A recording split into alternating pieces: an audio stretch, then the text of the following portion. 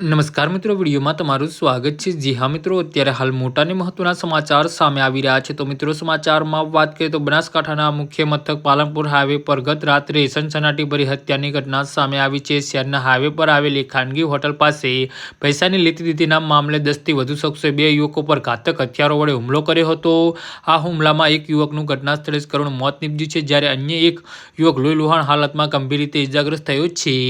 તો મળતી માહિતી મુજબ પાલનપુર હાઈવે પર આવેલી ખાનગી હોટલ પાસે 2 યુવકો ઊભા હતા, ત્યારે અચાનક 2 થી 3 વાહનોમાં સવાર થઈને આવેલા 10થી વધુ લોકોએ ટોળાએ તેમના પર હુમલો કર્યો હતો। હુમલાખોરોએ લાકડીઓ અને ધારદાર હથિયાર વડે બંને યુવકોને બેરહેમથી મારવાનું શરૂ કર્યું હતું। હુમલો એટલો પ્રચંડ હતો કે આસપાસના લોકો કંઈ સમજે તે પહેલાં હુમલાખોરોએ ઘટનાને અંજામ આપીને અંધારાનો લાભ લઈને ફરાર થઈ ગયા હતા। પ્રાથમિક તપાસમાં આ હત્યા પાછળનું કારણ પૈસાની લેતીદીતી કારણભૂત હોવાનું બહાર આવ્યું છે। મૃતક યુવક અને હુમલાખોરો વચ્ચે જૂના નાણાકીય વ્યવહારને લઈ તકરાર ચાલી રહ્યા હોવાનું પોલીસ સૂત્રો જણાવી રહ્યા છે।